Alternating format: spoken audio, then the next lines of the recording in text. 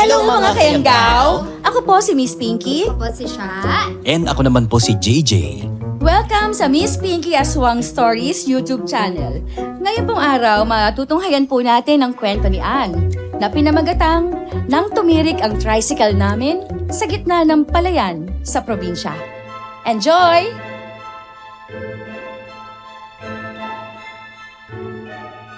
Magandang araw po, Miss Pinky, at sa lahat ng sumusubaybay sa channel ninyo. Ang ibabahagi kong kwento ay nangyari noong nagbakasyon kami ng kapatid ko sa probinsya ng aming kamag-anak. Hindi ko na lang po babanggitin kung saan para sa kapakanan po ng mga nakatira doon. Isang pangyayaring hinding-hindi ko makakalimutan sa buong buhay ko nang salakayin kami ng mga ibong may utak na parang tao. Ako po si Ann at ito ang aking kwento.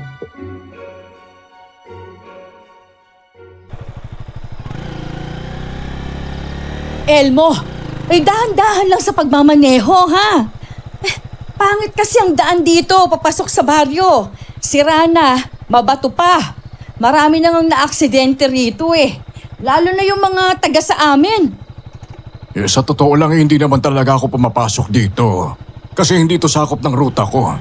May naawa lang ako sa inyo kanino't lalo gumagabi na At mukhang hindi pa nga taga rito itong dalawa kong pasahero. Opo. Hindi po talaga kami taga rito. Pagbabakasyon lang po sana kami sa kamag-anak ni Mama. Narinig ko nga po talagang malayo po yung bahay ng tiyahin ko mula sa bayan Bukid na kasi yung pupuntahan ninyo, Iha. Dapat talaga umaga kayo bumiyahe. Alam mo namang delikado sa lugar na to kapag gabi. Ayos lang yan. Marami naman tayo Baka matakot din ang mga kriminal na at nambangan tayo sa daan. May nananambang po ba talaga sa lugar na to? Oo. Madalas ang tinatambangan dito, mga dayo. Ako naman, kahit papaano'y taga rito. Kaya huwag kayo mag-alala. Ayos lang naman. Malapit na rin naman na tayo Kapag nalampasan natin yung mahabang palayan na yan baryo nyo na kasunod. Oo, tama. Malapit na talaga tayo. Madilim ang paligid at tanging ilaw lang ng tricycle ang nagbibigay ng liwanag. Nakilala namin ang driver na si Elmo at nakiusap kaming ihatid niya kami ng kapatid ko sa baryo kapalit ng bayad. Nagkataon naman na may isa ring babaeng sasabay, si Ate Gina, na taga roon mismo. Pero sa gitna ng palayan, biglang namatay ang makina ng tricycle. Muntik na talaga kaming tumalon sa gulat, paakyat ng palayan. Ate, ano po nangyayari? Hindi ko rin alam Kuya Elmo, ano po bang nangyayari? Ay naku lagot. Mukhang tumirik ang tricycle ko. Ano? Naku naman! Bakit dito pa talaga sa gitna ng palayan? Wala pa namang kabahayan dito. Imposibleng may makatulong agad sa atin dito Teka lang. Eto, may flashlight pala ako. Ilawan nyo nga ako para matignan ko ang makina at mga gulong. Ako na pong iilaw sa inyo. Sige. Ay naku, sana lang hindi malalang sira ng tricycle. Maayos naman to kanina. Halos araw-araw ko pa nga chinecheck ito para hindi ako maabala sa biyahe. Teka, parang umuusok po ang makina ng tricycle ninyo. Ay, nakulintik na yan. Mukhang nag-overheat ang makina ko Naku po. Paano na tayo makakaalis yan dito? Hintayin na lang muna natin humupa ang init. Baka kulang ito sa langis. Ilalagyan ko mamaya kapag hindi na mainit. Anong oras kaya tayo makakaalis dito? Hindi ko rin alam Pero ayos na kahit gabing-gabi na tayo makaalis. Huwag lang tayong abutan ng umaga rito. Huwag kayo mag-alala. Magiging ayos din ang lahat. Ate, parang lumambot din ang gulong ng tricycle Oo nga Kuya Elmo, tingnan mo tong gulong mo sa unahan Ay, naku Diyos ko. Wala pa naman akong ekstrang gulong. Kanina pa nga may pakiramdam akong may nasalpo ko. May dadaanan akong matulis Tapos akala mas sumabay ang pagtirik ng tricycle. Pero natignan ko kanina wala naman ako nakita. Teka, ano yun? Parang may mga ibon sa paligid. Teka, hindi ba't sabi nila? Kapag may kikik, may aswang. Yan ang paniniwala ng iba. Pero hanggang ngayon, wala pa rin namang matibay na patunay. Habang nag-uusap kami, May natanaw kaming taong papalapit sa amin. May dala siyang sulo. Doon na medyo kinabahan kaming apat sa mga sandaling yon. May taong papalapit. Mag-ingat kayo. Humanda rin kayo at baka masamang nilalang yan. May screwdriver ako rito. Ako na bahala. Sana naman hindi siya masama. Kailangan pa naman natin ng tulong. Ayan na po siya. Magandang gabi sa inyo. Mukhang may problema ang tricycle ninyo ha. Ay, opo. Meron nga po. Ay nako, wala na kayong maaasahang tulong dito dahil wala nang gaanong dumaraan sa ganitong oras. Wala na po bang dumaraang sasakyan dito kapag gabi? Wala na, dahil sa takot. Taga saan ba kayo ha? Taga kabilang baryo lang po ako. Itong si Gino taga roon mismo sa baryo. At itong dalawang magkapatid naman po magbabakasyon sa kamag-anak nila. Abay alam mo naman palang delikado sa dadaanan na ito kapag gabi. Lalo taga rito ka. Abay bakit ka pa bumiyahe ha? May pinuntahan po kasi ako sa bayan. Ginabi na po ako Kaya wala na akong nagawa kundi ang umuwi. Hindi naman po pwedeng doon ako makikitulog. Pagkatalikod ng matandang lalaki, may dumapong maitim na ibon sa balikat niya. Napasigaw siya sa sobrang gulat. Agad niya yung hinampas, pero mabilis din naman itong nakalipad. Bakit po pulang mata ng ibon? Ganyan talaga ang ilang ibon. Ngayon ka lang ba nakakita ng ganyan ha? Opo. Baka may maitulong ako sa inyo. May kailangan bang ayusin sa tricycle mo ha? Nag-overheat po kasi. Mukhang natuyuan ng langis. Paano na tayo nito? Mamamatay tayong lahat dito sa lamig Ang lakas pa naman ng hangin sa lugar na ito. Napabuntong hininga ang matandang lalaki habang nakatingin sa akin. Halatang nag-aalala siya para sa amin. Kasabay nun, lalo pang lumakas ang huni ng ibong paikot-ikot sa ere. Napahawak tuloy ang kapatid ko sa damit ko sa sobrang takot. Ang pangit naman po ng tunog ng ibon. Parang may tinatawag siya. Baka ganyan lang talaga dito sa probinsya, Rodi. Hayaan mo. Masasanay din tayo kapag matagal na tayong nakatira dito. Mano, baka naman po pwede mo kaming tulungan. Ano pa bang maitutulong niya sa atin, no? Wala rin naman siyang magagawa sa tricycle. Oo nga, wala siyang magagawa sa tricycle pero baka pwede niya muna tayong pasilugin sa bahay niya. Kahit ngayong gabi lang. Kailangan natin na masisilungan pero paano kung bigla na lang umulan? Sige, nga pala yun ang pangalan ko. Kung magtitiwala kayo sa akin sumama na muna kayo sa bahay ko. Kaya lang nasa sitio pa yon. Pero mas malapit naman yun kaysa maglakad pa kayo hanggang baryo. Naku, ayos lang po yun. Bukas na lang namin babalikan ng tricycle. Pag umaga na. Teka, anong oras na ba? 7:00 pa lang po ng gabi. Ay, teka. Tara na, sumama na kayo sa akin.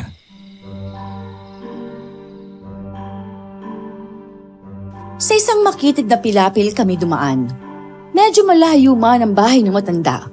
Kahit papano, mas sigurado kaming ligtas kami roon. Habang naglalakad kami papunta sa bahay niya, panay naman ang huni ng mga ibon. Alam niyo po, may napapansin lang ako. Parang may sumusunod pong ibon sa atin. Tayo po ba talagang sinusundan nun o baka guni-guni ko lang? Wala namang sumusunod sa inyo. Ang mga ibon na yan talagang lumalabas lang kapag gabi. Umiikot-ikot lang sila kapag sa araw kasi sila lumalabas Madalas silang tiradurin ng mga kabataan. Malayo pa po ba ang bahay ninyo? Malapit lang naman. Ayun nakikita niyo ba yung maliit na bahay na yan? Diyan ako nakatira. Hindi naman po pala yung kubo Bahay nga po yan Pero ganyan lang po ako nakakita ng bahay na walang kapitbahay. Ay alam mo, mas gusto ko ang ganitong tirahan. At saka isa pa akin ang lupang to. Ayoko rin makitira sa lupa ng iba. Kapag nakikitira ka lang kailangan mong sumunod ng sumunod sa may-ari. Tama po kayo. Mahirap nga po talaga makitira sa lupa ng iba. May mga tao po kasing ginagamit pa ang lupa nila para manalo sa eleksyon Ganyan din po kasi sa amin. Ang pinakagusto ko dito, alam niyo ba? Malaya akong nagagawa ang gusto ko. May hardin ako rito. May mga alaga rin akong hayop. At wala kang maririnig na reklamo. Ay tahimik ang buhay. Kaya kahit uminom ako at magingay rito walang makakaalam. Walang makakarinig. Sa edad niyo pong yan, nakakainom pa rin po kayo. Hindi po ba dapat medyo umiiwas-iwas na sa bisyo para mas humaba pa ang buhay? Hindi lang ang paglayo sa bisyong sekreto para humaba ang buhay. Kumain ng gulay. Tignan natin kung agad ka pang mamamatay. Ang gulay, pampahaba yan ng buhay. Magpahinga na muna kayo.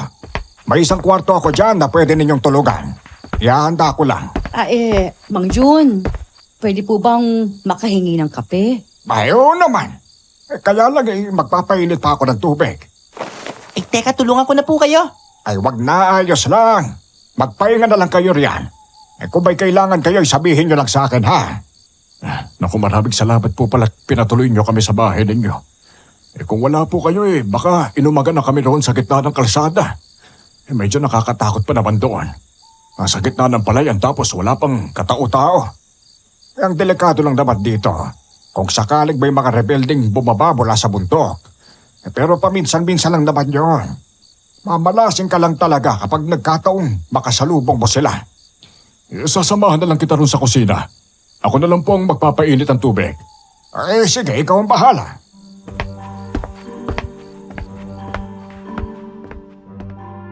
Sumama si Kuya Elmo sa kusina. Napansin ko namang parang hindi mapakali si Ate Gina. Panay ang tingin niya sa labas mula sa bintana. Hinawakan ko siya sa balikat at napaigtad siya sa gulat.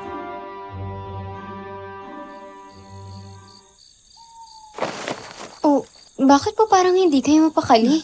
May problema po ba? Hindi, wala naman. Ngayon lang kasi ako nakituloy sa bahay ng isang tao na hindi ko kilala. Natatakot lang ako na baka masama pala siya o baka may balak pala siya. Makikita naman po natin sa kilos at itsura ng tao kung masama siya o hindi. Sa pakiramdam ko naman po, mabait si Mang Jun. Tsaka, hindi mo po ba talaga siya kakilala? Hindi. Taga-baryo kasi ako. O tapos siya naman taga dito sa sitio. Malaki rin ang bayang nito. Kaya hindi naman talaga magkakakilala ang lahat. Opo, alam ko po yun.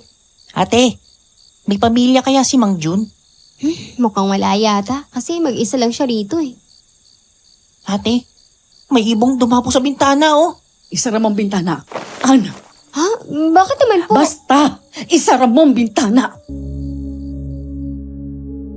Sinunod ko naman siya. Pagkasara ko ng bintana, agad na lumipad ang ibon.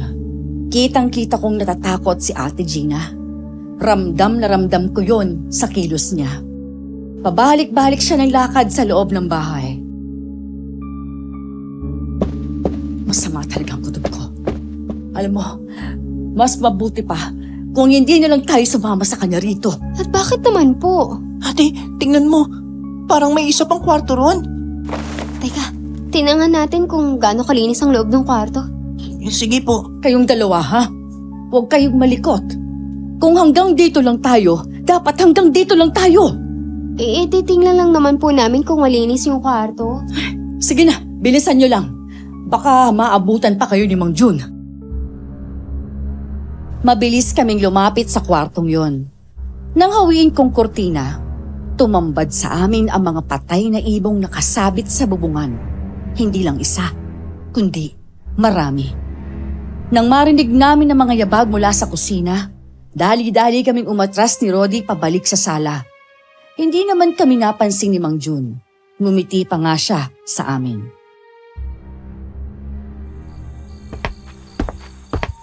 Mahinit na ang tubig. Kayo na magtimpla ng kape nyo roon. Ay, salamat. Ang lamig-lamig pa naman sa bahay mo. Ay malamig talaga dito dahil sariwa ang hangin. Hindi ba't ganyang klima ang wala sa Maynila? Opo, mainit po kasi sa Manila. Tapos maingay pa. Hindi po gaya rito. Tahimik na, malamig pa. Sumasakit naman ang balakang ko. Ano bang nangyayari sa'yo, Gina, ha? Ay, sa totoo lang, kaya ako ginabi. Nagpunta pa ako sa bayan para magpahilot. Ang sakit kasi talaga ng balakang ko eh. Nahulog ako sa bangin nung nangunguha ako ng kahoy. Ay, sandali lang.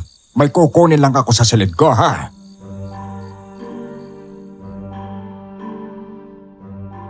Pumasok siya sa silid kung saan nakita ko kanina ang mga patay na ibon.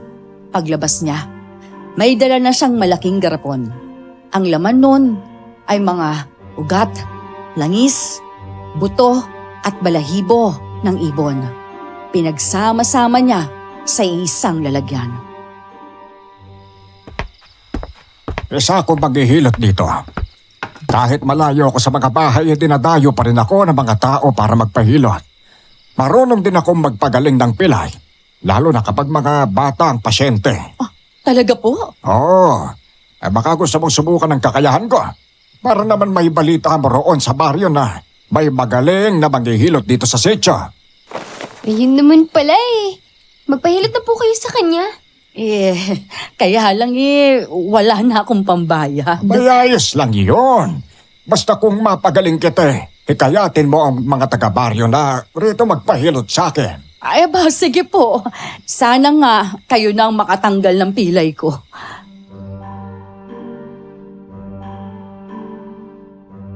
Hinilot niya si Ate Gina. Napapasigaw ang babae sa sakit. Pero ayon kay Mang Jun, normal lang daw yon. Nang matapos ang paghihilot, agad naman niyang hinaplasan ng langis ang buong katawan ni Ate Gina.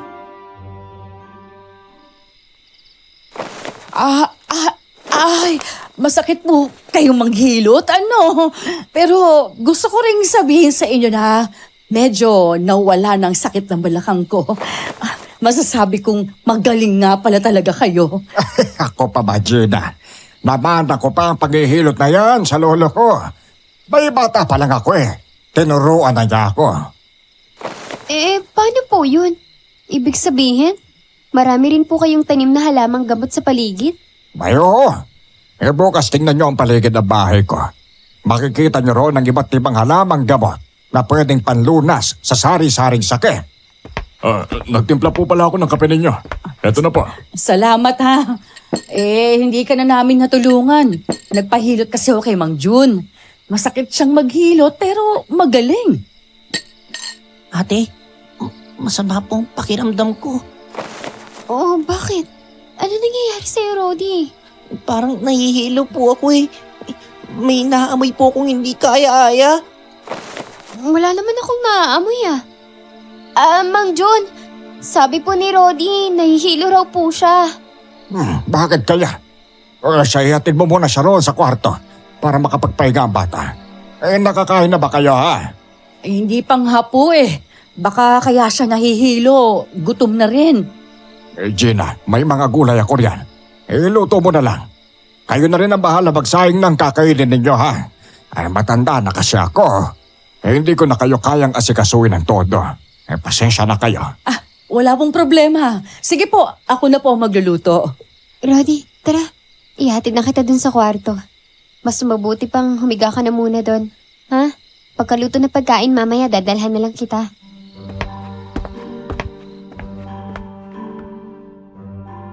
Hinatid ko siya sa kwarto. Akmang aalis na sana ako. Pero hinila niya ako sa braso. Kaya naupo ako sa tabi niya at doon siya marahang bumulong sa akin.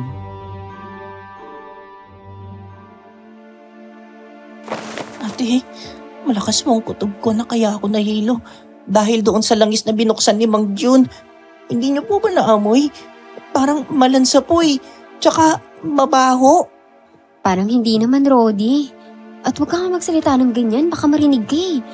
Pinatuloy niya tayo dito sa bahay niya. Kaya ang dapat nating gawin magpasalamat. Hindi yung pag-uusapan pa yung ganyang mga gamot niya. Yun po talaga kasi yung totoo eh. Sige na nga, sabihin na natin totoo ang sinasabi mo. Basta, huwag mo muna yung sasabihin sa mga kasama natin ha. Sige po.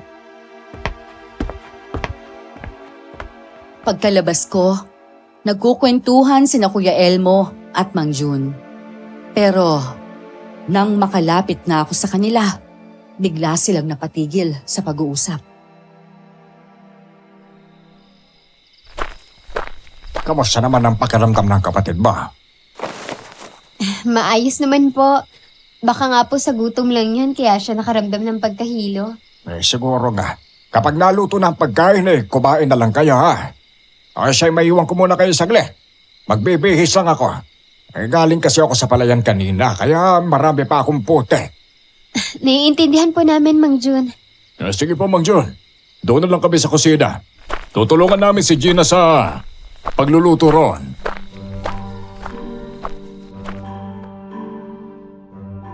Nang makaalis na ang matandang lalaki, palihim naman akong kinausap ni Kuya Elmo tungkol sa matanda at kay Ate Gina.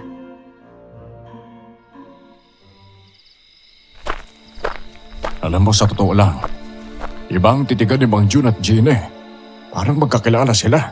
An, pareho tayong hindi taga rito kaya huwag tayo masyadong magpakampante sa kanila ha.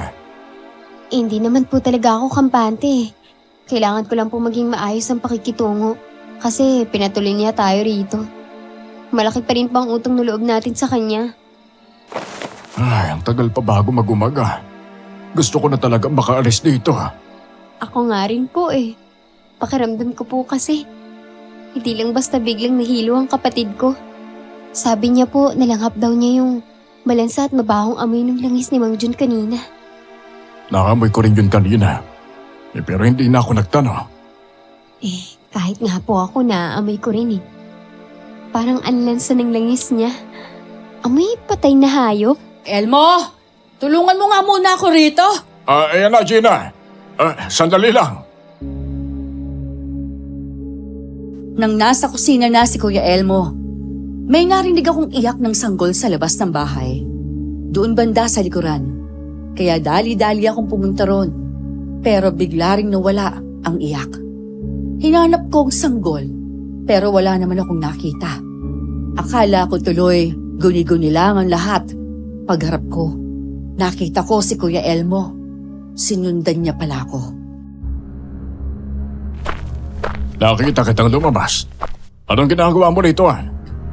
Ano po kasi, may narinig po akong iyak ng sanggol. Pero nawala rin naman po agad. Baka guni-guni ko lang po yun. Pumasok na tayo sa loob.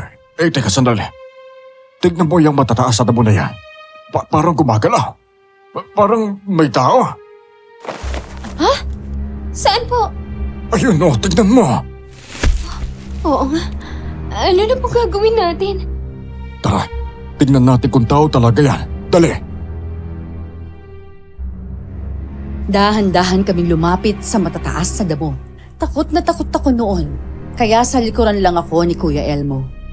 Paglapit namin, nakita namin ang isang lalaking duguan at sugatan. Gumagapang sa ilalim ng mga damo. Napaatras kaming dalawa sa sobrang takot. Pero agad niya kaming pinigilan. Ako nga pala si Toti. Huwag kayong matakot. Hindi ko kayo sasaktan. Nandito ako kasi nagtatago ako sa mga ibong umahabol sa akin eh. Mga ibon? Wala naman akong nakikitang ibon sa paligid eh. Kailangan malaman ni Mang Jun na may tao rito. Huwag muna niyo sabihin sa kanya. Umalis na kayo dito. Maraming kikik ang nakapaligid sa bahay na to. Kikik? Yung mga ibon bang lumilipad ang tinutukoy mo? Wala naman sila sa paligid ah. Siguro umalis na at bumalik na sa pugad nila. Yun ang akala ninyo. Pero ang totoo, nagmamanman lang sila sa bawat kilos ninyo. Teka bakit kaduguan at sugatan? Ano ba nangyari sa'yo? Kailangan malaman ito ni Mang Jun para matulungan ka niya. Wala siyang may tutulong sa akin. Makinig kayo, kailangan ninyo umalis sa bahay na to. Kapag hindi kayo sumunod, may masamang mangyayari sa inyo. Nagkatinginan kami ni Kuya Elmo dahil sa takot. Napansin ko rin ang lalaki. Marami siyang kalmot sa iba't ibang bahagi ng katawan. Hindi ko alam kung anong may gawa nun, pero kitang-kita na malalalim at mahaba ang mga sugat niya. Tutulungan ka na lang namin. Basta pumayag ka lang na tawagin ko si Mang Jun. Abay sa kalagayan mong yan halatang hirap na hirap ka na. Hindi niyo ako kailangan tulungan. Kayo ang gusto kong tulungan. Umalis na kayo bago mahuli ang lahat. Handa na silang salakayin kayo ng mga oras. Sinong sasalakay sa amin? Ang mga ibang kikik. Pumapatay sila ng tao. Tapos kinakain ng laman. Maniwala kayo sa akin. Alam ko mahirap paniwalaan pero totoo ang sinasabi ko. Hindi ko kayo tinatakot. Pinapaalalahanan ko lang kayo. Kung totoo yung sinasabi mo, bakit mula kanina wala namang sumasalakay sa amin na kikik? Dumapo pa nga ang isa sa harap ng bintana kanina eh. Pero wala naman itong ginagawa eh. Dahil hindi pa oras. Teka, hindi kaya isa siya sa mga rebelde? Napabuntong hininga na lang ako. Pero sa hindi inaasahan, biglang dumating si Mang Jun. May daladalang itak. Pagkakita niya sa lalaking nagtatago sa damuhan, agad niya itong tinangkang tagain. Ikaw na naman! Hindi ka matitigil sa panggugulo! Huwag mong gagalawin ang mga bisita ko habang nandito sila sa pamabahay ko! Mang Jun, may mga sugat po siya. Baka nasaksak na naman yan ang kung sinong lasing dyan. Kilala ko ang taong yan. Sinungaling na, nagwawala pa kapag lasing. Nakarating ka pa talaga dito sa bahay ko, ano? Umalis ka na! O tatagiin kita dyan! Tatagdagan ko pa mga sugat mo! Wag po! Napadaan lang naman po ako, Mang Jun! Umalis ka na kung ayaw mong tagain kita! Opo! Alis na po ako! Ngayon din po! Siya si Tote. Marami ng kaawayan dito sa sityo namin. Ay, paano ba naman? Kilala yan dito na magdanaka. Kaya siguro siya gumagapang. Baka may balak siyang nakawin sa mga alaga mong hayop. May subukan lang niyang galawin ang mga alaga ko. Kahit saan pa siya magtago eh. Hahanapin ko talaga siya para tagain. Ay, pumasok na kayo sa loob. Bakang luto na ang pagkain sa kusina. Umaling aso na ang amoy ah. Paano niyo naman po nalaman na nandito po kami? May nakarinig kasi akong parang nag-uusap dito sa labas. Parang sinusundan nila yung taong yun. Ganyan naman talaga yung mga yan. Palipad-lipad lang. Nasanay na ako riyan. Hindi totoo yung sinasabi nila na kapag may kikik, may aswang. Mga paniniwala lang yan ng matatanda noon. Wala namang patunay. Pumunta na kami sa kusina. Luto na nga ang pagkain. Kumuha ako ng madadala sa kapatid ko sa kwarto. At pagdating ko ron, nadatnan ko siyang nakasilip sa siwang ng dingding.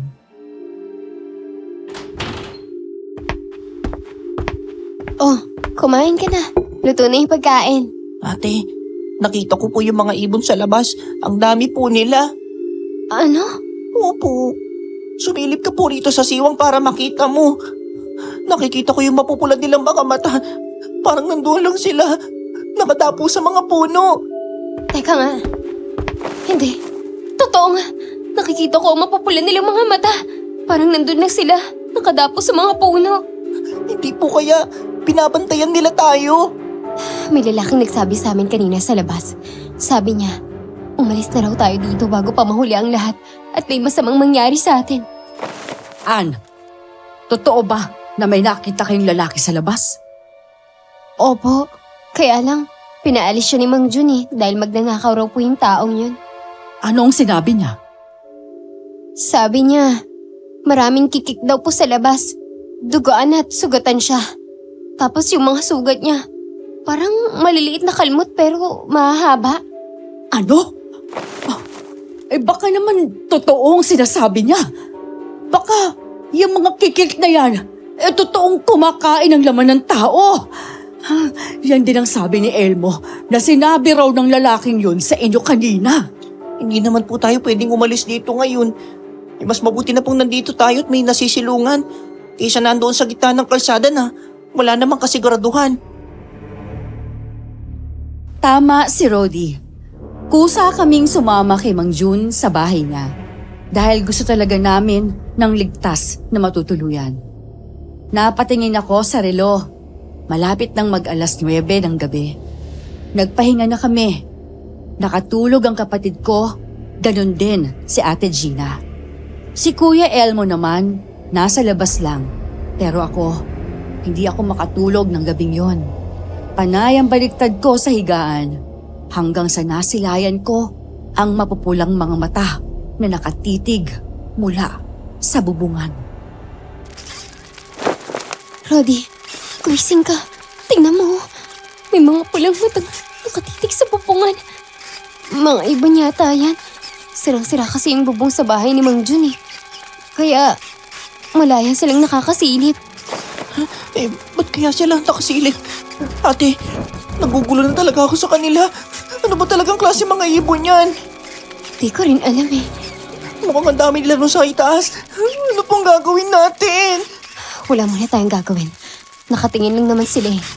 Hindi pa naman sila kumikilos para saktan tayo. Kailangan po nating huwag munang matulog. Baka mamaya bigla sila makapasok tapos tukay na mga mata natin. Habang nakatingin kami ng kapatid ko sa mga ibon, bigla silang nag-ingay. Malakas, nakabibingi. Kinakalmot nila ang bubungan hanggang sa unti-unti yung nasisira. Dahil sa matinding kaluskos, napabangon si Ate Gina. Saan galing ang mga kaluskos na yan? Doon po sa itaas sa bubungan, may mga ibon puro at ang dami nila. Narinig po namin ang tunog ng mga pakpak nila eh. Mas mabuti po, gigisingin ko po si Kuya Elmo para malaman niya ang nangyayari. Sige, puntahan mo siya roon, Roddy. Bilisan mo! Naniniwala talaga akong may aswang sa paligid. Hindi tutunog ang ibong yan kung walang aswang. Alam mo ba, ang sabi nila, kapag nasa area ang kikik, nasa ibaba ang aswang. Kapag nasa ibaba naman ang kikik, nasa itaas ang aswang. Eh, sa Maynila po kasi wala naman po akong naririnig na ganyang tunog eh. Dito ko lang po talaga yan naririnig sa probinsya. Maniwala ka sa akin, Ana. May aswang talaga sa paligid. Baka tama nga yung sinabi ng lalaking yun kanina. May masama nga talagang mangyayari sa atin kapag hindi tayo umalis dito. Maya-maya pa, dumating na sina Kuya Elmo at Mang Jun. Tiningnan ni Mang Jun ang mga ibon sa itaas at biglang nawala ang kaluskos. Pagkatapos noon, malakas na sumigaw ang matandang lalaki. Umalis kayo rito! Huwag niyo silang gambalain! Mga bisita ko sila! Mang Jun, ano po ba talaga ang mga ibong iyon? Hindi ako naniniwalang ordinaryong mga ibon lang sila. Parang gigil na gigil sila sa atin eh. Baka nga sila na yung mga ibong aswang. Mababagsik talaga ang mga kikik. Umaatake talaga sila ng tao. Pero huwag kayong mag-alala. Hindi sila makakapasok dito. Ako ang bahala sa inyo. Itaboy niyo na po sila, Mang Jun. Sige na, lalabas ako. Maiwan ko muna kayo dito saglit ha. Nagmamadaling lumabas ang matandang lalaki. Sumunod naman ako sa kanya para makita ang mga kikik. At dun ko nakita kung gaano karami ang mga ito. Panay ang pagdapo nila sa bubungan. Halos mapuno na sa sobrang dami. Mang Jun, bakit po ang dami ng mga ibon na yan dito? Dito po ba talaga sila dumadapo sa bahay ninyo gabi-gabi? Hindi. Ngayon lang nangyari na may mga kikik sa bubong ng bahay ko. Halika, tulungan mo ako maghanap ng mga tuyong dahon. Magsisiga tayo dito para umalis sila. Opo, May panlaban ako sa kanila. Kaya huwag kang matakot. hindi ko lang po talaga maiwasang matakot eh. Kasi ngayon lang po talaga ako nakaranas ng ganyan. Doon po sa amin, ni minsan wala po ako nakitang ganyang klaseng ibon eh. May itatanong lang po ako. Totoo po ba ang sinabi ni Ate Gina? Na kapag nasa itaas sa mga kikik, nasa ibaba naman ang mga aswang? Naniwala ka na ba sa mga ganyang kwento? Wala namang katotohanan yan. Ganun po ba? Sinindihan na niya ang mga tuyong dahong napulot namin. Pagliwanag ng paligid, nagsiliparan papalayo ang mga kikik. Doon lang ako nakahinga ng maluwag. Maya-maya, niyaya na ako ng matanda na bumalik sa loob ng bahay.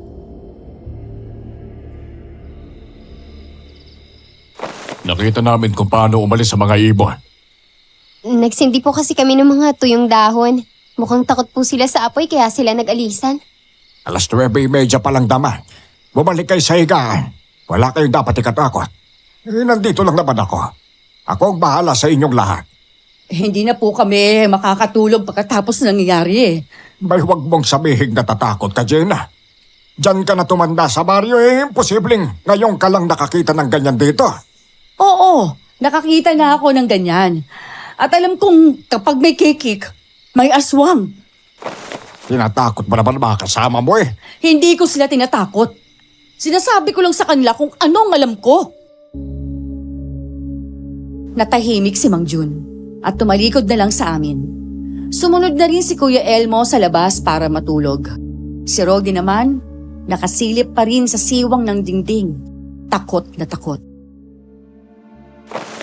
Ate, akala ko po ba umalis na yung mga kikik? May nakita na naman po ako eh. Hindi pala sila tuluyang umalis. Nagtago lang. Ano? Nandiyan na naman sila? Opo, tignan niyo sila rito. Ate Gina, nandyan nga po sila.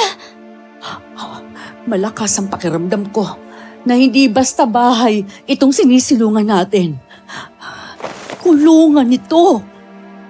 Kulungan? Oo, kulungan para sa atin, Ann. Hindi tayo magiging ligtas dito. Hindi tayo aabutan ng sikat ng araw dito. Mamamatay tayong lahat sa loob ng bahay na ito kapag hindi tayo umalis. Pero kung aalis naman po tayo, saan naman po tayo pupunta? Tatakas tayo. Mas nakakatakot po sa labas. Pero makakaalis po tayo rito.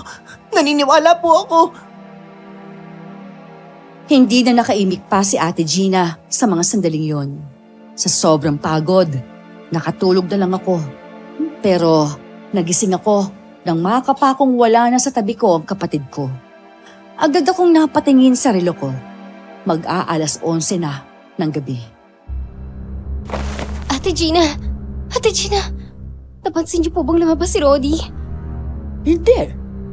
Saan kaya nagpuntang kapatid mo? Kaya nga po eh, batang yun talaga, umalis nang hindi nagpapaalam. Lalabas lang po ako baka nandun siya kay Kuya Elmo eh. Sige, hihintayin ko na lang kayo dito. Hindi man lang niya ako ginising na lalabas pala siya. Pagkalabas ko, agad kong ginising si Kuya Elmo at tinanong kung nasaan ang kapatid ko. Nagulat din siya dahil hindi rin niya alam kung nasaan si Rodi. Napansin ko rin na bukas ang pinto, kaya doon ako nakasiguro na lumabas siya. Samahan niyo naman po akong hanapin ang kapatid ko. Mukhang lumabas po kasi siya eh. Tingnan niyo po, bukas yung pinto. May bakit naman siya lalabas? Alam naman niyang delikado teka, mabuti pa. Puntahan mo muna si Gina Yayain mo siyang sumama sa paghahanap sa kapatid mo. Tatawagin ko din si Mang John. Opo. Diyos ko, kawawa naman ang kapatid ko. Wala pa naman siyang alam sa lugar na to. Hindi ako naniniwalang basta na lang siya lumabas ng walang dahilan. Baka may napanaginipan siya. O may parang tumawag sa kanya mula sa labas. Hindi ko rin po alam eh. Nagtaka nga po ako nang bigla ko na lang siyang hindi nakita sa tabi ko. Nakita ko pong bukas ang pinto kaya sigurado po akong lumabas siya. Samahan niyo naman po akong hanapin ang kapatid ko. Ano? Lumabas siya? Teka, sige, bilisan na natin. At baka may masamang mangyari sa kapatid mo. Opo. Nagkagulo kaming apat sa bahay dahil sa pagkawala ni Rodi. Sinindihan namin ang lampara at dali-daling lumabas. May dala rin kaming flashlight para mas mapadali ang paghahanap sa kapatid ko. Paulit-ulit kong tinatawag ang pangalan niya. Takot na takot ako at halos maiyak na rin sa mga sandaling yon. Rodi! Nasaan ka? Sumagot ka naman! Nandito kami! Wala rito ang kapatid mo. Ang mabuti pa, doon tayo maghanap sa bandang palayan. Baka napunta siya roon sa tricycle. Ayan na naman ang mga kikid. Hindi kaya sila kumuha sa kapatid mo? Ano ba? Ano ba? Huwag ka nga magsalita ng ganyan, Jenna. Mas lalo mo lang tinatakot si Anne. At yung batang yun talaga Ba't ba umalis nang hindi nagpapaalam? Ay, naku, mapapagalitan ko talaga ang batang yan. Kailangan ko pong mahanap ang kapatid ko. Hindi ako titigil hanggat hindi ko siya nakikita. Tara doon. Doon tayo sa bandang palayan. Ilawan niyo lang ang bawat madidilim na bahagi. Baka masalayan natin si Rodi. Pagdating namin sa palayan, sabay-sabay naming tinawag ang pangalan ng kapatid ko. Pero ang tanging naririnig ko lang ay ang mga huni ng mga kuliglig, ang malakas na ihip ng hangin at ang tunog ng mga kikik.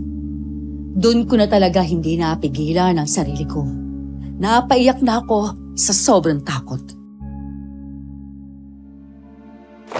Saan ko nahanapin yung kapatid ko? Tulungan niyo naman po ako. Halugugin natin yung bawat sulok ng lugar na to. Mahanap lang si Rodi. Huwag ka mag-alala. Mahanap natin si Rodi. Malakas talaga ang pakiramdam ko na may masamang nangyari sa kanya. Hindi yun basta-basta aalis ng walang dahilan eh. Nakita mo naman kanina, takot na takot si Rodi sa mga kikik. Tapos lalabas siya na mag-isa. Imposible. Kaya nga po eh. Ann, huwag kang makinig kay Jaina. Lakasan mo ang loob mo. Huwag kang mawalan ng pag-asa. Mahanap natin si Rodi. Mabuti pa eh. Maghiwa-hiwalay muna tayo. Naku, mas mabuti nga po yun. Ako lang maghahanap dun sa kabila. Gina, sa akin ka na sumama ha. Ikaw naman, Ann. Sumama ka kay Mang John. Kabisa ko ang daan dito. Kaya kaya ko kahit mag-isa. Kayo na lang tatlo magsama-sama. Sige po. Sa gitna ng paghahanap namin sa gilid ng palayan, nakita ni Kuya Elmo ang isang tsinelas ni Rodi. Isa lang yun at walang kapareha. Doon din namin napansin ang mga bakas ng paa niya sa may putikan. Dito napunta ang kapatid ba? Naku, Rodi! Rodi, nasan ka? Sumagot ka! Nag-aalala na kami sa'yo! Rodi, sumagot ka naman! Huwag mo nang pahirapan si ate sa pag-aanap sa'yo. Sobrang nag-aalala na ako eh. Aalis tayo rito. Uuwi na lang tayo sa Maynila. Magpakita ka din sa amin. Mang John, Gina, dito banda namin nakita ang isang pares ang tsinelas si Rodi. Mukhang dito siya napunta. Baka pumasok siya roon sa gubat. Doon tayo magganap. Nandyan na kami! Kuya Elmo, kapag nag-umaga na at hindi pa rin natin makita ang kapatid ko, pakiusap, huwag niyo naman po kaming iwan dito. Naku, hindi mangyayari yun na. Sabay tayong na-stranded sa lugar na to. Kaya sabay din tayo nga alis. Nagpaiwan si Mang Jun doon. Doon daw niya hahanapin si Rodi. Hayaan mo na muna kung saan niya gustong maganap. Wala kasi pakiramdam ko na dito sa gubat napunta ang bata. Sa totoo lang, parang wala nga siyang ganang hanapin si Rodi. Naiisip ko lang ha, hindi kaya may kinalaman na matandang yun sa pagkawala ng kapatid mo, Ann? Abay, wag mo naman pagbintangan kaagad ang matanda. Doon ako nakahiga sa tapat ng kwarto. Hindi kaya dapat napansin ko kung lumabas siya. Oo nga po, may punto rin naman po kayo, Kuya Elmo. Pero sa totoo lang, wala rin po talaga akong tiwala sa matandang yan eh. Wala lang talaga akong naging ibang mapagpipilian, kaya sumama ako sa bahay niya. Kung may iba lang sana akong pwedeng puntahan, ayoko talagang sumunod dun sa bahay niya eh. Naiintindihan ko kayo. Nang makarating kami sa tapat ng gubat, nakita ko na ang kapatid ko. Nakatayo siya ron, pero wala man lang emosyon ang mukha niya. Nandun si Rodi! Teka, kapatid mo ba talaga yan? Bakit kung makatitig siya sa'yo parang hindi ka na niya kakilala? Bakit hindi siya lumalapit? Rodi! Halika rito! Bumalik na tayo sa bahay ni Mang John! Tignan mo, parang iba na siya. Parang hindi na siya si Rodi. Rodi! Ako to! Ate mo! Halika rito! Hindi kumikilos si Rodi. At parang wala siya sa sarili. Tumakbo ako para malapitan ang kapatid ko. Pero bigla na lang may humila sa akin pabalik. Huwag ka lalapit sa kanya kung ayaw mo mamatay! Ano? Bakit? Sino ka ba? Ako si Miguel, ang kapatid mo. Nasa ilalim ng kapangyarihan ng aswang. Ginagawa nila siyang pain laban sa'yo para mabihag ka rin nila. Pero kapatid ko! Mamaya na natin isipin kung paano natin siya maililigtas. Sa ngayon, kailangan ko munang iligtas kayo lahat. Iligtas? Saan naman? Laban sa mga nilalang na papalapit! Narinig kong papalapit na mga kikik. Malalakas at nakabibingi ang mga tunog nila. Tumakbo papunta sa akin sina Ate Gina at Kuya Elmo. Nagtataka kung ano nang nangyayari. Samantalang ang mga ibon, paikot-ikot lang sa amin. At sa liwanag ng flashlight, kitang-kita ko ang mahahaba nilang mga kuko. Anong nangyayari? Bakit dumadami ang mga ibon sa paligid? Nandito sila para lamunin kayong lahat.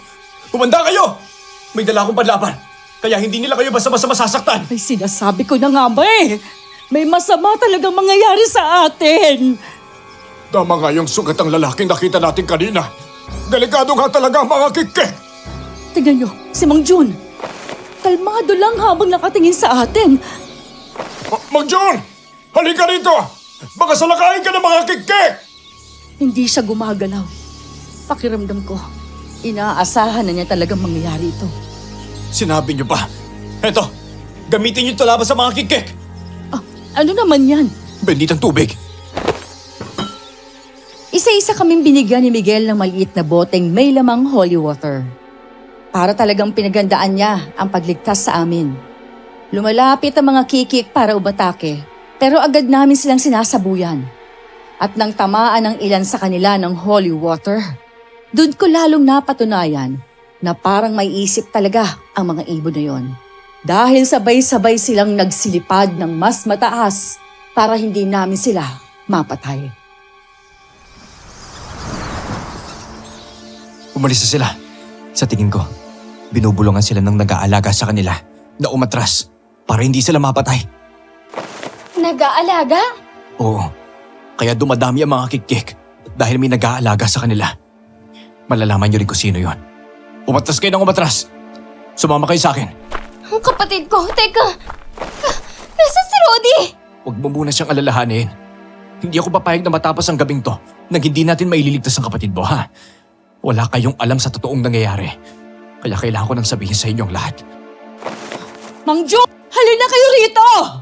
Bakit ka ba? Nakatulala lang yan! Hindi ako papayag na pabigo sa gagawin ko. May iiwan ako sa inyo para makaalis ang iba. Pagkasabi ni Mang Jun nun, bigla siyang nagbagong anyo sa harapan namin. Isa pala siyang aswang. May pakpak at mahabang mga kuko. At sa unang pagkakataon sa buhay ko, nakakita ko ng totoong aswang. At doon, hindi ko na talaga alam kung ano ang gagawin ko. Aswang! Aswang si Mang John! Hayop kang lalaki ka! Hindi kita hahayaang magtagumpay. May nagsabi sa akin na may mga bihag ka rito. Paano? Hindi. Tama ka nga, Ate Gina. Posibleng may kinalaman siya kung bakit napalabas si Rodi mula sa bahay niya. Siya ang may gawa ng lahat ng to. Nakita ko ang tricycle ninyo. Hindi yun basta nasira lang. Sinadya yung sirain para hindi kayo makaalis. Siya rin ba ang may kagagawan nun? Oo. Lumipad si Mang Jun at inatake kami. Ang binatang humarap sa kanya, mataas siyang tumalon at nakipaglaban pa sa aswang sa ere.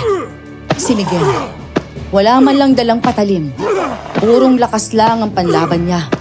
Samantalang ang mga kikik, umiikot sa itaas, tila naghahanda para sa panibagong pagsalakay sa amin. An! Sa'yo na itong benditang tubig! Doon ka sa kabila! Doon ka magsaboy! Paano ka naman, Gina? Abay, tignan mo sila. Kapag nahuli ka ng isa riyan, siguradong pagtutulungan ka nila. Ako na ang bahala sa sarili ko! Ayan na sila, Ann. Magsaboy na kayo ng benditang tubig sa ere! Opo! Nagulat ako sa pinakitang kakayahan ni Ate Gina. Akala ko nga, masakit pa ang balakang niya. Pero mataas din siyang tumatalon para mahuli ang mga kikik. At bawat mahuli niya, agad niya yung pinapatay. Maya-maya, malakas na bumagsak si Mang Jun sa lupa nang tamaan ng malakas sa suntok ni Miguel sa dibdib. Pero si Miguel naman, nagkaroon din ng mga sugat sa braso at kamay dahil sa pagtalmot ng aswang. Ako ang magiging sagabal sa lahat ng balak mo, aswang! Darating din ang araw mo sa akin! Ibalik mo sa amin ang kapatid ko! Hindi mo siya mababawi. Kailangan ko ang kapatid mo, Ann. Bumalik ka rito! Hayop ka! Sumunod din sa kanya mga ibong kike. Dahil alaga niya mga ibon, kailangan muna natin pupunta sa kubo ko. Maghahalaunan ng umaga. Bago pa sumikat ang araw, mahanap natin si Rodi. At takihin natin sila bandang 3:00 ng madaling araw. Hindi talaga ako nagkamali. Hindi talaga mapagkakatiwalaan ang matandang yon. Buwisit! Nagpakilala pang manghihilot? Aswang naman pala! Ate Gina, paano niyo nagagawa ang bagay na yun? Bakit parang magkasing lakas ng kayo ni Miguel? Hindi ko rin alam. Basta ang alam ko, kailangan kong galingan. Mas mabuti nang mapatay ko mga kikik na yon kaysa akong mapatay nila. Umalis na tayo. Dinala kami ni Miguel sa luma niyang kubo. Doon niya inihanda ang mga panlaban sa mga kikik. Marami na siyang naipong tuyong dahon at tuyong kahoy. Habang naghahanda sina Ate Gina at Miguel sa labas, kami naman ni Kuya Elmo, nasa loob ng kubo, pabulong na nag-uusap. O yan, ipatawarin mo ako ha. Hindi ko talaga alam na aswang ang matandang yun eh. Wala naman po kayong kasalanan. Hindi ko rin naman po alam eh. Pero, bakit ang kapatid ko pa? Kung pwede lang sana ako na lang. May pakay siya sa kapatid ba? O baka sa'yo talaga. Kaya niya nagawa ang lahat ng iyon. Napakawalang hiya niya. Gagawin ko ang lahat, mabawi ko lang ang kapatid ko. Tutulong din naman ako sa abot ng makakaya ko. Ang mabuti pa, puntahan ko na sila sa labas.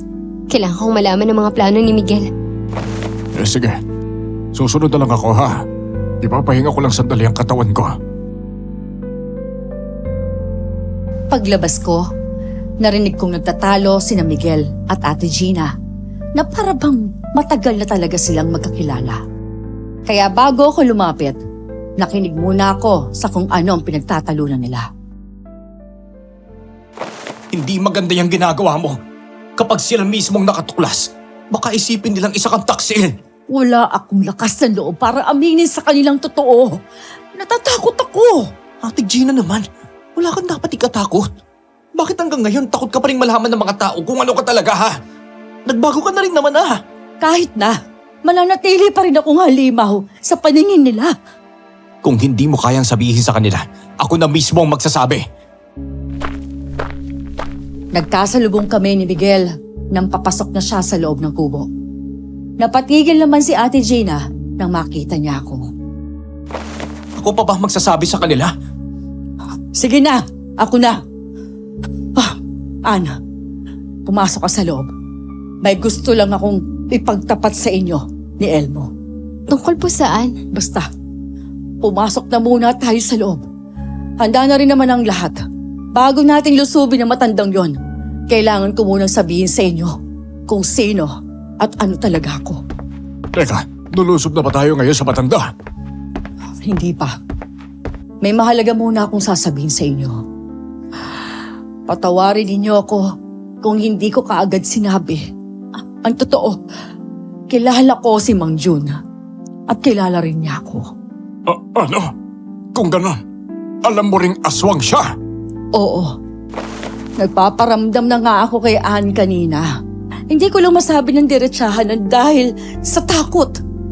Bakit ka ba tatakot? Kung sinabi mo agad, bago pa tayo sumama sa bahay niya, sana hindi rin wala ang kapatid niyan. Oo nga po. Nagtiwala kami sa'yo. Sa'yo ako naniwala, hindi sa matandang yon. Kaya hindi ko masabi ng diretsyo. Dahil isa rin ako sa kanila. Isa rin akong aswang. Dati niya akong alagad. Pero tumiwalag ako sa kanya. Nagkasundo kami na hindi na kami magpapakialaman. Walang lalabas na kwento sa baryo tungkol sa tunay niyang pagkatao. kapalit ng kalayaan ko. Isa ka rin aswang. Kung gano'n, hindi ka rin pala mapagkakatiwalaan. Hindi siya masamang aswang. Nagbago na siya, Kuya Elmo. Ako mismo ang nagsabi sa kanya na aminin ang totoo niyang pagkatao. Puno ng pagsisisi at takot ang mukha ni Ate Gina habang kinakausap niya kami. Doon ko lang tuluyang naunawaan ang lahat ng mga sinabi niya sa akin. Mga senyales na palang lahat, pero hindi ko malang agad naintindihan. At doon din, ipinakita ni Ate Gina ang tunay niyang anyo bilang isang aswang. At sa anyong yon, halos magkahawig sila ng matandang lalaki. Ito ang tunay kong anyo kapag gabi. Pero maniwala kayo sa akin, hindi ako kumakain ng tao. Labag ako sa plano ni Mang Jun. Hindi ko rin alam na haharangan niya pala tayo sa daan. Teka, plano? Anong plano niya? Gusto niyang ialay si Rodi sa mga kikik niya. Ang mga alaga niyang kikik, hindi naman kumakain ng tao kung hindi niya iuutos. Sila ang mga bantay ni Mang Jun. Inuutusan niya mga yan na magmanman kung nasaan ang mga pwede niya maging biktima. Nung gabing dumating siya, sa pinagtirikan ng tricycle natin, sigurado ako sinabi na sa kanya ng mga kikik na may mga dayo sa baryo. Magpasalamat kayo at may mga nakapagbalita sa akin na may bihag ang matandang yon. Kung wala ako, baka hindi lang yung iaalay niya ang kunin niya. Baka kayong lahat na. At si Ate Gina, malabong buhayin pa niya. Tama ka, Miguel. Kaya nga nagpapasalamat ako sa iyo at natuntun mo kami. Gusto ko lang malaman, Ate Gina. Alam mo ba kung ano ang ginawa ni Mang Jun kaya nawala si Rodi? Yung nalanghap ni Rodi, mula ron sa langis niya. Yon ang dahilan. Bata talaga ang puntirya niya. At nagdadalawang isip ako kung sasabihin ko sa'yo. Ayokong pareho kayo mawala. Kaya hinayaan mo na lang na makuha ang kapatid ko. Kung talagang nagpapatunayan mo, gumawa ka ng paraan para mabago ang buhay ng kapatid ko. Handa akong tumulong, Ann. Napag-usapan na namin ni Miguel yan. Mamayang 3:00 natin susugurin si Mang Jun. Teka, bakit mamaya pa? Kung pwede naman ngayon na. Dahil 3:00 ng madaling araw niya, isasagawa ang ritual. Ang tagal pa noon, baka mamatay ang kapatid ko bago pa tayo makarating dun eh. Hindi mamamatay ang kapatid mo. Magtiwala ka lang sa akin. Napabuntong hininga ko. Sa totoo lang, naiinis ako sa lahat ng nangyari. Kung sinabi lang sana agad ni Ate Gina ang totoo, hindi na kami sumama sa bahay ng matandang lalaki. At dahil sa kagustuhan naming makasilong, nawala tuloy ang kapatid ko. May gusto pa pala akong sabihin. Bago nangyari ang lahat ng ito, may sinabi sa akin si Mang Jun. Sabi niya, nagbago na raw ang desisyon niya. At ano naman pong desisyon ang binago niya? Hindi na si Rodi ang iaalay niya, kundi ikaw. Kaya inuna niyang galawin ang kapatid mo para mas madali kang mahuli. Nag-iisip talaga ng masama ang matandang yon. Ikaw ang gusto niyang ialay at gagamitin niya si Rodi bilang pain para sa'yo. Habang naghahanda kami, biglang dumating ang mga kikik. Agad nilang sinalakay ang kubo ni Miguel. Sa mga sandaling yun, talagang natakot kami. Lalo na't ramdam naming agresibo ang mga nilalang at handang pumatay. Nandito silang lahat para patayin tayo. Utos siya ni Mang Jun sa kanila. Anong gagawin natin ngayon? Lalaban tayo sa kanila. Nahihanda ko na rin ang mga panlaban sa labas. Inasikaso ko na yon kasi alam kong matutuntun nila tayo. Lalaban din ako.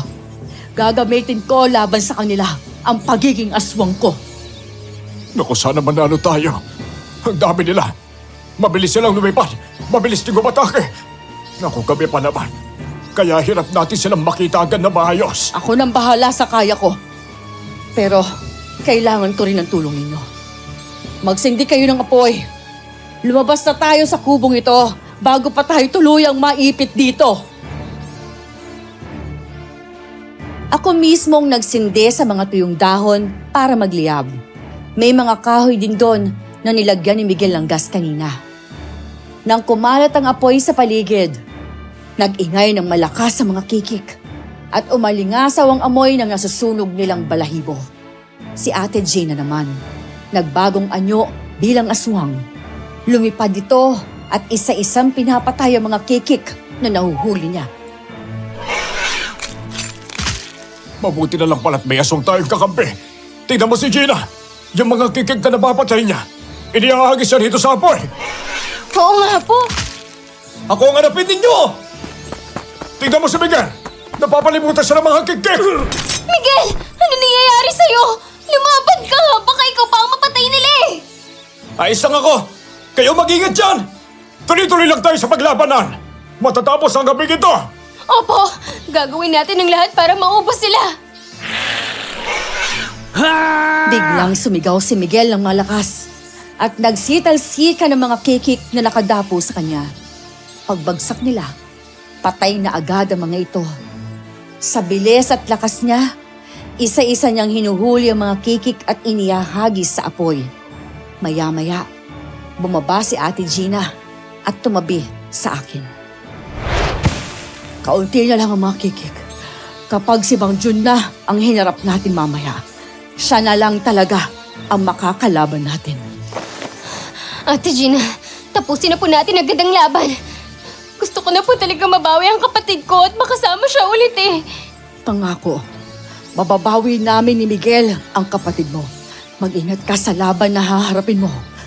Kailangan mong mabuhay para magkita kayo ulit ni Rodi at magkasama kayo. Opo. Kaunti na lang sila. Uubusin natin silang lahat. Habang nakikipaglaban kami sa mga kikik, may isang lalaking dumating. May dala siyang sandatang nagbubuga ng apoy. At bawat kikik na lumalapit, binubugahan niya ang mga to. Kaya isa-isa silang nasusunog. Miguel! Kaibigan! Nandito na ako! Grabe, ang tagal-tagal mo naman tumating! Nagpakarga pa ako ng gas sa sandata ko eh. Ayos ang naisip ko, di ba? Tostado silang lahat dito.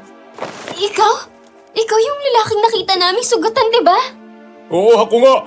Buti na lang at nakita-kita tayo lahat dito. At nagawa kayong iligtas ni Miguel. Sabay-sabay tayong lalaban sa mga nilalang na yan, ha? Oo, tutulong din ako para matapos na ito. Sabay-sabay kaming sinalakay ng mga kikik. Pero sabay-sabay din silang hinarap ng mga kasama ko. Sa loob lamang ng ilang saglit, wala nang ni isang kikik ang naiwang lumilipad sa ere.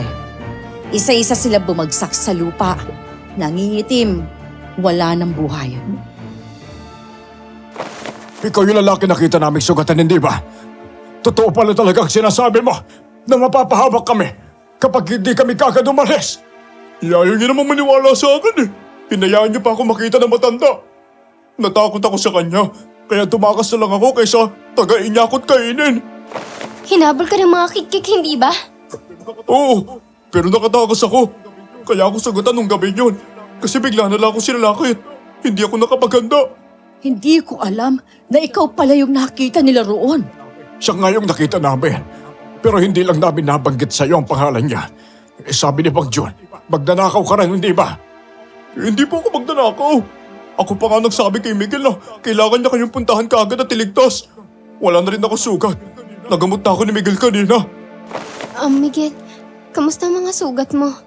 Wala akong sugat. Maganda na tayo. Kailangan na natin kumilos sa maaga. Doon tayo pupunta sa palayan. Doon nga po namin banda nakita yung kapatid ko. Ano bang kailangan naming dalhin? Wala naman kayong kailangan dalhin. Kami din ni Ate Gina ang haharap sa aswang na yon. Wala na rin ang mga kikik. Napatay na natin silang lahat. Iwan ko na rin to sandata ko ha. Ang galing ko talaga mag-invento. Ang daming kikik na nasunog sa isang buga lang. An, ayos lang ako. Eh ikaw, ayos ka lang ba? Oo. Miguel, kahit hindi mo patay ang aswang na yon, ang gusto ko lang, mabawi ko ang kapatid ko. Kaya nga tayo narito eh. Para mabawi ang kapatid mo, An. May iniisip lang ako. Bakit wala kang sugat kahit Pinuruhan ka na ng mga kikik kanina. Magaling lang talaga akong umiwas. Hoy, kayong dalawa ah. Uy, nagliligawan na ba kayo? Wala pa kang 24 oras simula nung magkakilala kayo eh. Hoy, alam mo Ann, ngayon lang ako nakakita ng babaeng kasing ganda at kasing puti mo. Taga ibang lugar ka no? Oo. Galing kaming Maynila. Magbabakasyon lang sana kami rito. Pero hindi ko inakalang dito hahantong ang lahat. Siguro, kapag nahanap ko na ang kapatid ko, uuwi na lang kami sa Maynila. Ayoko na magtagal pa rito. Nagkataon lang talaga ngayong buwan ng pag-aalis sa mga kikik. At kayo ang nakita ni Mang Jun. Pagkatapos ng laban, may sasabihin ako sa'yo. Aaminin ko kung bakit hindi ako nasusugatan. Napansin kong malakas pa rin si Miguel kahit sinalakay siya ng mga kikik kanina. Habang naglalakad kami, hinawakan ko siya sa kamay. Napaharap siya sa akin at ngumiti. Miguel, paano na to? Paano tayo lalabas sa kanila eh? Wala naman tayong kahit isang panlaban o sandata. Ako nang gagawa ng paraan. Matatabi ko sila. Kalahati lang pala ang mga kikik na pinadala niya. Hindi ko inakalang ganito na karami ang mga yan. Nung umalis ako sa kanya dati, kakaunti lang sila. Sinadya niyang paramihin ang mga kikik para magamit laban sa mga tao. Ganyang katusong matandang yun. Malakas ang pakiramdam ko na sisimulan niya ang ritual. Kaya may pain na dito ngayon. Kapag naisagawa na niya ang ritual, anong mangyayari sa kapatid ko? Ang ritual na gagamitin niya ay para maalis ang kaluluwa ni Rodi sa katawan niya. Matanda na si Mang Jun. Kaya kailangan na niya ng panibagong katawang malilipatan. At ang katawang gamit niya ngayon, hindi naman talaga sa kanya yan. Tama si Miguel. Alam ko rin yan. Bago bumigay ang katawang ginagamit niya, kailangang may malipatan na siya kagad. At ang katawan ni Rodi ang gusto niyang kunin. Ikaw naman, Ann. Balak ka niyang ipakain sa mga kikik niya. Miguel, ano nang gagawin mo para maitaboy ang mga nilalang na yan? Huwag kayong gumawa ng ingay. Tumahimik kami sa mga sandaling yon. Pero sa itaas, matatayog na namang lumilipad ang mga kikik at muli kaming pinalibutan. Nagdasal si Miguel. Dasal na hindi ko maintindihan. Habang nagdarasal siya, nakataas ang mga kamay niya na para bang may tinatawag. Makalipas ang ilang minuto, ginlitan niya ang sariling kamay at sinabuyan ng dugo ang mga kikik. At sa isang iglap, lahat ng naron nasunog at naging abo. Paano nangyayari to? Akala ko, sa pelikula ko lang makikita ang mga ganyan. Hindi ko akalaing mapapatay mo ng ganun kabilis ang mga nilalang na yun gamit lang ang dugo mo. Hindi lang ako ordinaryong tao. Anak ako ng dating kalaban ni Mang Jun. Matalo siya dahil pinaulanan siya ni Mang Jun ng mga kikik. Kaya ako nandito ngayon para gantihan ang ginawa niya sa tatay ko. Ang hindi niya alam, bago mapatay ang tatay ko, may itinurok siya sa akin. Anong ibig mong sabihin, Miguel? Yung imbensyon niyang panlaban sa mga kikik. Immune ang katawan ko sa mga nilalang na yan. Kaya hindi nila ako masusugatan o masaktan man lang. Wala na ang mga nilalang. Kailangan na natin hanapin si Mang Jun bago pa siya magtagumpay sa masama niyang balak sa kapatid ko. Hanapin natin siya. Malapit na natin siya makita kaya huwag kang mag-alala. Ganun mo lang pala kabilis mapatay ang mga nilalang na yun? Pinahirapan mo pa kami? Habang naglalakad kami, biglang natumba si Miguel na para bang bigla siyang nawalan ng lakas.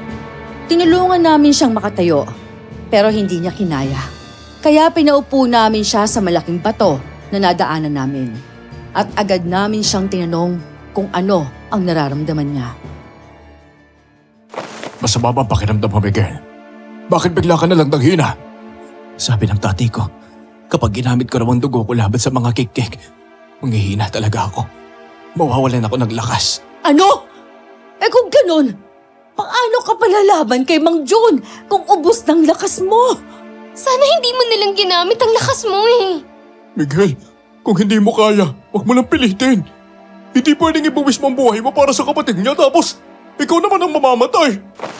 Nangako si Miguel sa akin na ililigtas niya ang kapatid ko. Oo na, nangako nga siya. Pero paano kung mapatay naman ang aswang na yun ng kaibigan ko? Hindi mo na ba talaga kaya, Miguel? Kaya ko. Tara na, maglakad na tayo. Ano ba itong nangyayari? Hindi mo na sana ginamit pa agad yung lakas mo kanina eh.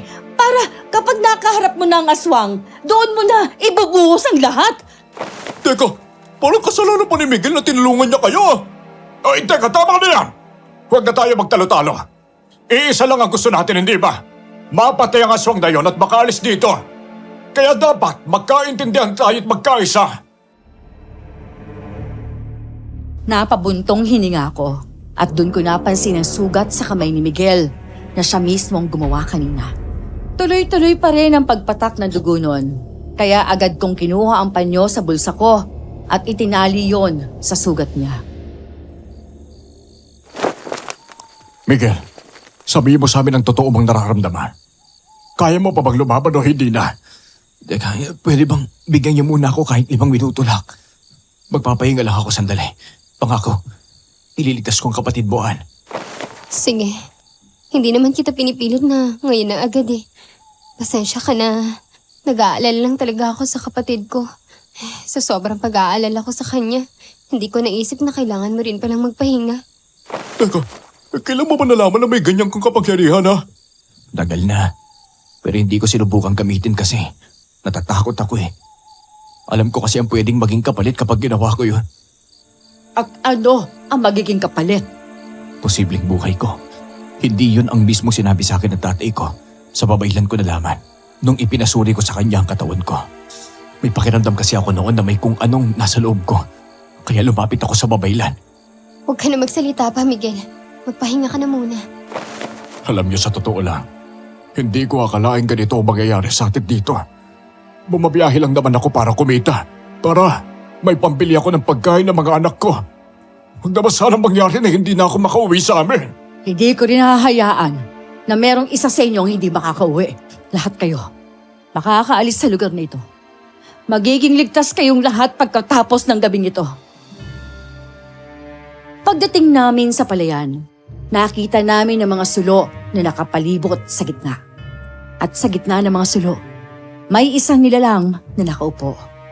Alam namin na si Mang Jun yun.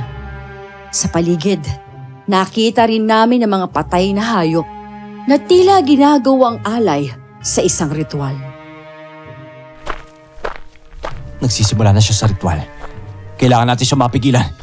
Handa na akong ilabas ang pagiging aswang ko para kalabanin siya. Ay, si Roddy! Nakupo lang siya sa harap niya. Parang wala sa sarili. Wala nga talaga siya sa sarili. Kasi nasa ilalim siya ng kapangyarihan ng aswang na yan.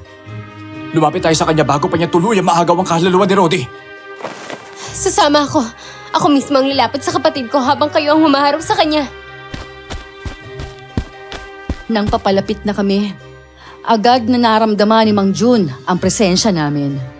Mabilis siyang napalingon sa amin at ngumiti.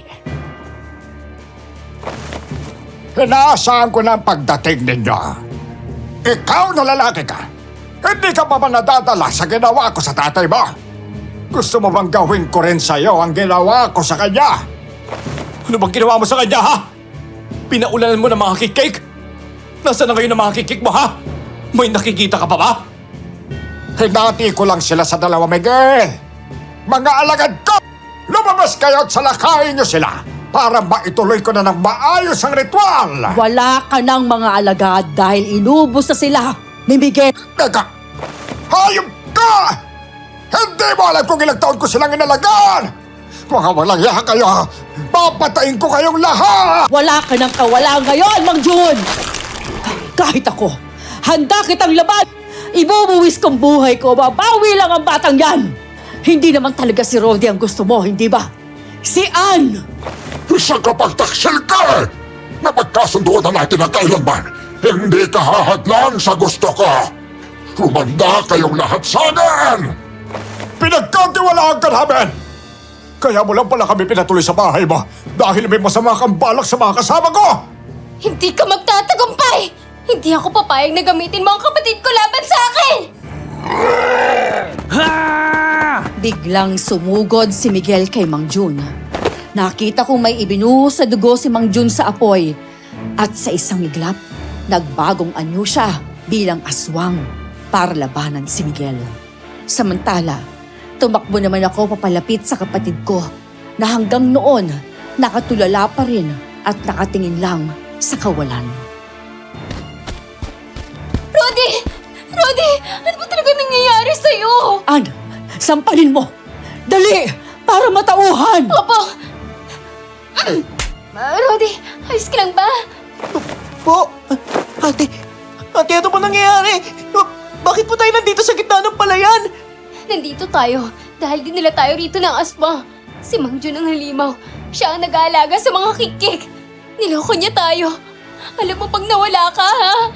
Malapit nang mag-umaga kaya makakaalis na tayo rito. Opo, ahilis po tayo rito. Ayun, tignan mo! May mga taong naglalaban sa ere! Sinabi ko sa kanya kung sino ang taong yon. Ipaniliwanag kong lalaking nakikipaglaban sa aswang ay si Miguel, ang taong gustong tumulong sa amin. Diyos ko, baka wala yata ang pag-asa si Miguel na manalo sa laban. Lalo na't ubos na rin ang lakas niya. Kailangan ko na siyang harapin! Mag-ingat po kayo. Mas malakas po siya kaysa sa inaasahan natin. Ate, aswang pala si Ate Gina? Oo, aswang siya. Pero kakampi natin siya, Rodi. Masaya ako at nakita na rin natin si Rodi. Makakaalis tayo rito. Makakauwi na rin kayo. Umalis na kayo sa lugar na ito. Bumalik na kayo sa Manila. Dahil kapag nagtagal pa kayo rito, baka lalo pa kayo mapahaba. Opo, uuwi po talaga kami. Pinagsisisihan ko talagang naisipan ko magbakasyon dito. Ang gusto ko lang naman sana, maranasan ng buhay sa probinsya eh. Pero hindi ko akalaing ito pala ang sasalubong sa amin.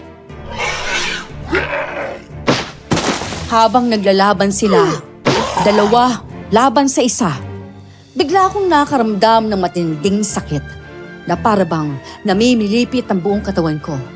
Nahihilo rin ako at pakiramdam ko may humihila sa kaluluwa ko palabas ng sarili kong katawan. Ate, ano pa nangyayari sa'yo? Pakiramdam ko, hinihila palabas ng kaluluwa ko. Ang sakit-sakit ng katawan ko, Rodi. Tulungan mo ako. Para akong mamamatay. Hindi, Ate Gina! Si Ate Ann! Masama po pakiramdam niya! Nangyayari na rin sa wakas sa matagal ko na hinihintay! Magiging akin na ang katawang yan, Ann. At wala kang magagawa para mapigilan ako! Mapipigilan kita! Kahit anong paraan pa ang kailanganin! Tandaan mo, may kakayahan akong patayin ka! Sige, gawin mo! Patayin mo ako! Pareho lang din naman tayong mababatay. Kapag ginawa mo yan, may sumpahang dugo mo, Miguel. Hindi mo pwede gamitin laban sa akin. Dahil kung ano ang mangyari sa akin, yan din ang mangyayari sa'yo!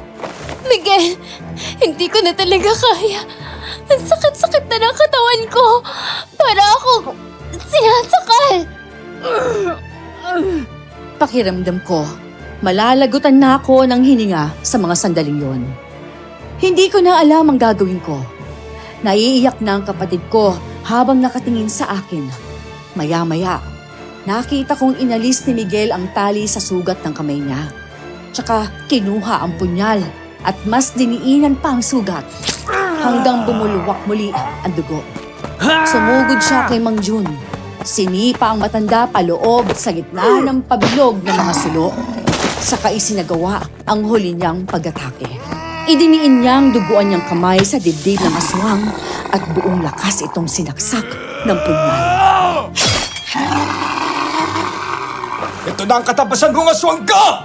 Tapusin mo na siya para tuluyan ng masira ang ritual niya!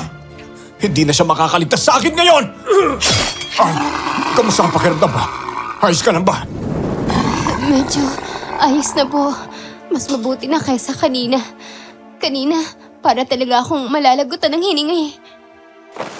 Ate, akala ko po may masama nang mangyayari sa inyo. Pabutin na lang at niligtas kayo ni Kuya Miguel. Patay na ang aswang. Miguel, lumabas ka na yan sa gitna ng mga sulo. Susunugin ko na ang katawan ng matandang aswang na yan.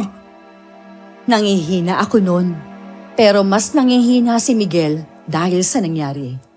Maya-maya, biglang nandilim ang paningin ko At hindi ko na alam ang mga sumunod pang nangyayari. Nang gabing yon, pagkagising ko, umaga na. Nasa kubo na kami ni Miguel.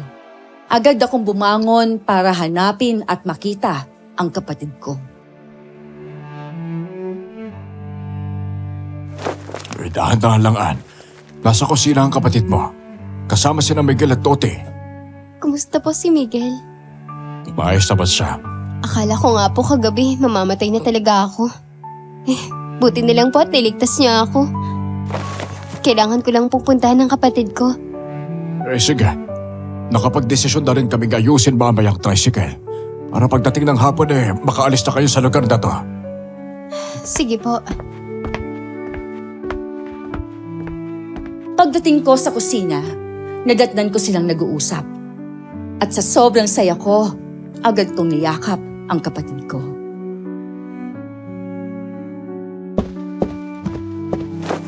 Roddy!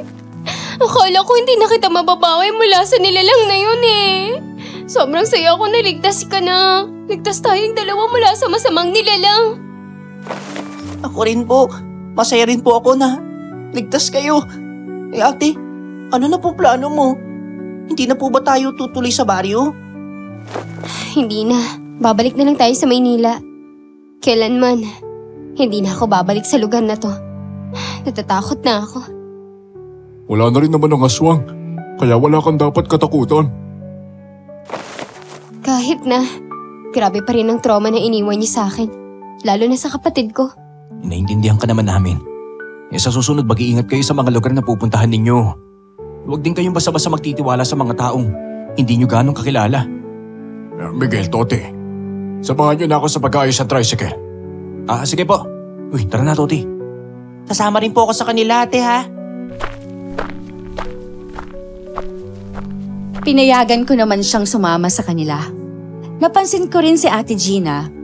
Parang umiiwas na siya sa akin. Siguro, hindi na siya komportable. Lalo na't alam ko na kung ano talaga siya.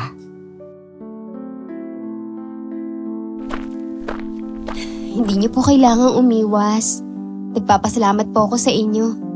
Nakita ko po kung paano po kayo tumulong para mapatay ang aswang na yun. Nangihinayang lang talaga ako. Paano na lang kung hindi natin nabawi ang kapatid mo? O kaya, paano kung may masama nang nangyari sa'yo? Wala naman pong masamang nangyari. Nakaligtas tayong lahat sana po, ipagpatuloy niyo lang po ang kabutihan niyo bilang isang mabuting aswang. Salamat din sa'yo, Ann.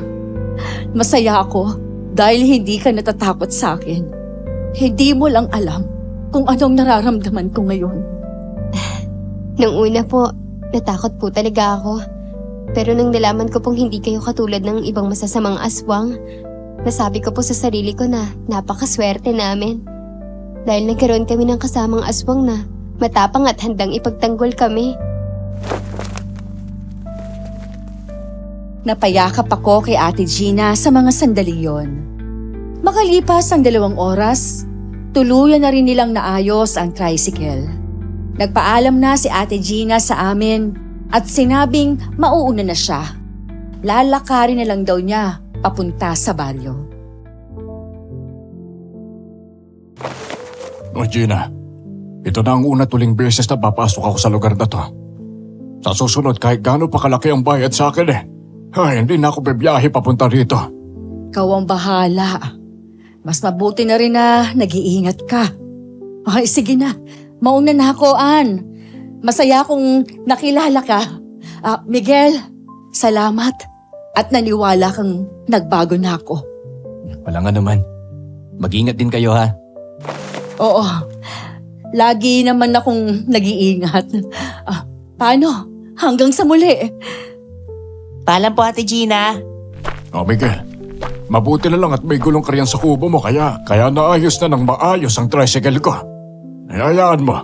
Pag nakita tayo ron sa bayan babayaran kita. Ay, naku, wag na po. Hindi na po kailangan yun. Pero sana nga po magkita pa tayo ulit. Naku, magiinuman tayo, Kuya Elmo. O siya, sige. Ang mabuti pa sa Sabado, magkita tayo ron sa palengke. Abay, hihintayin ko kayo ron. Magkakatay ako ng manok para may pulutan. Tapos, Doon tayo sa bahay mag-inuman. Uy, sige ba, game ako dyan.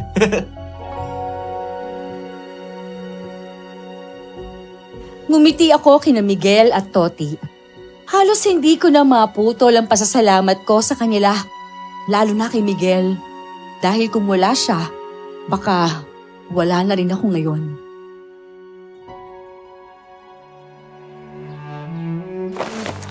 Alam mo, hindi ko inaasahang may magliligtas sa akin na isang taong hindi ko naman kilala. Yung sadya ko naman talaga eh. Patayin ang asong na yun. At dahil nabihag niya kayo eh, kailangan ko din kayong tulungan. Kuya Miguel, maraming salamat din po sa pagliligtas nyo sa akin ha. Wala yun. Tama na ang pakakapasalamat ninyo. Hindi lang naman akong lumaban eh. Kundi kayo rin. Sige, aalis na kami. Sige na, An. Mag-iingat kayo magkapatid, ha? Ay, hindi ko na inaasahang magkikita pa tayo ulit, An. Gusto ko lang malaman mo na masaya ako dahil nakilala kita. Kayong lahat, yung gabing pinagsamahan natin, parang isang buong taon na para sa akin. Hindi ko kayo makakalimutan. Ako rin. Hindi ko rin kayo makakalimutan. Tara na, An. Iakatid ko na kayo hanggang dun sa sakayan ng bus. Sige po. Paalam, Miguel. Paalam, Toti. Tuluyan na naming nilisan ang baryo nila. Ang akala ko talaga, doon na kami mamamatay ng kapatid ko. Pero binigyan pa kami ng Diyos ng pangalawang pagkakataon na mabuhay. At sa hindi inaasahang pagkakataon, nagkaroon pa kami ng mga tunay na kaibigan. Ate, ayos ka lang ba? Bakit parang nalulungkot ka naman dyan? Sino pa namang hindi malulungkot? Nagkaroon nga tayo ng mga kaibigan. Pero sa sitwasyon pa na kailangan nating makaligtas sa aswang. Wala eh. Ganyan talaga ang buhay. Minsan, may mga makikilala tayo sa hindi inaasahang pagkakataon. Tapos bigla na lang mapapalapit sa puso natin. Oo nga. Ang tatapang pa ng mga naging kaibigan natin. Opo, may nakilala pa nga tayong parang hindi mapatay eh. Nandito na tayo sa sakayan ng bus. Ibababa ko na kayo, ha? Opo. Kuya Elmo. Salamat po sa lahat ha. Walang anuman. Sige na, An. Mag-iingat kayo sa biyahe.